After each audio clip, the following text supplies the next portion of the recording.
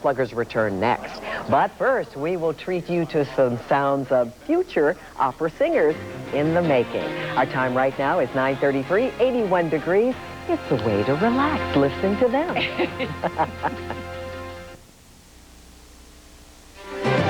Live from Denver 7, 10 minutes of nonstop news starts now.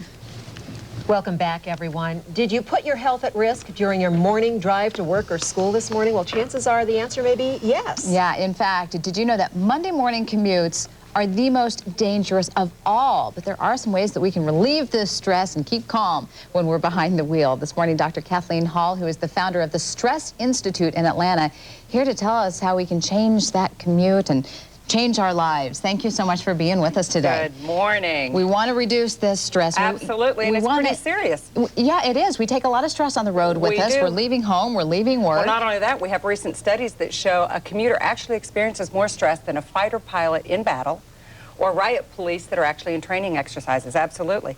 1 in 12 heart attacks. That's not an exaggeration. No, it's recent studies, and we've got more to follow. Also, 1 in 12 heart attacks is directly related to traffic. Is it the stress in our lives that we're taking with us? Well, and also other drivers? for all of us that are, you know, vitamins, plastic surgery, and everything to look younger, the chronic stress of a commute actually accelerates your aging process 10 years. Are we aggravating the situation with that cup of coffee, that cup of joe that we take with us? I don't know. I have to have mine, too. We've got great studies on caffeine. People have been drinking coffee forever, and I know if you're a purist, but I deal with real-life people that do real things, you know. So nothing wrong with the food. coffee. Absolutely. But there are some really quick things you can do.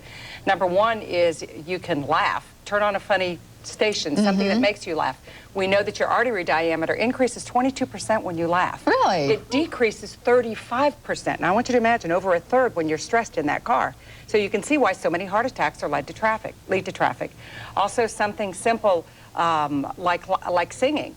We know that when you sing, you get an immunoglobulin A release, okay, of 240%, which boosts your immune system just by singing for a few minutes. Wow, and no one else has to hear you. No, exactly. My better. husband has no voice, so just even turning on great music that you love increases your serotonin level incredibly. Now, what about those meditation or self-help tapes? Do those help, or do they make you so relaxed that you could get into an accident? But don't do that in the car unless, when I'm in New York, LA, where there's lots of mass transit, you can do those, but don't do those in your car. But still, people like us that work and have run families, you don't have time for listening to inspirational books, self-help books, some wonderful books on business. Listen to that. Use it as a classroom. Spanish is picking up in our country. I learned Spanish in 2 years by just listening to it 30 minutes a day and picking up words. Great Use advice. that as a transformational space. Quit taking it as a torture chamber. Well, can you shed some light on this this notion of Monday being the worst day for commuters? Sure it is. We need to just think about it. We get there Sunday night, our anxiety raises, and how many of us really like our job? Plus, we're going back to a situation that's controlling that we may not like, and then you add on top of that the commuter stress, and it's just alchemy for trouble.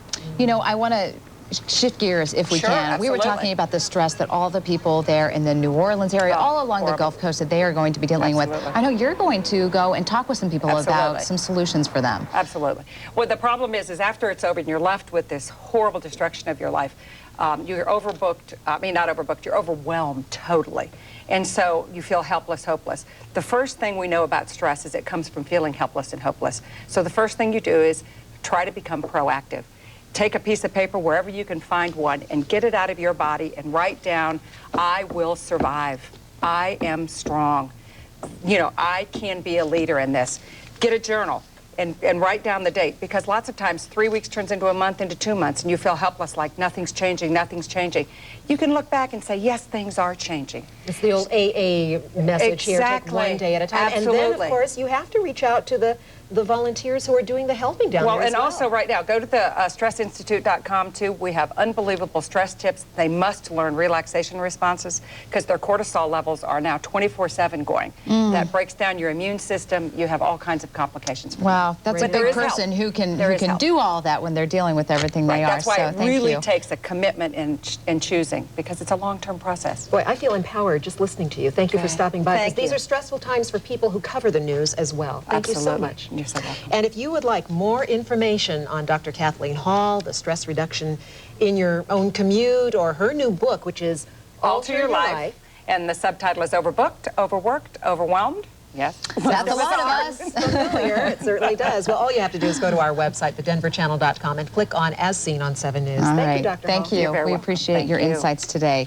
And of course, we continue to monitor Hurricane Katrina.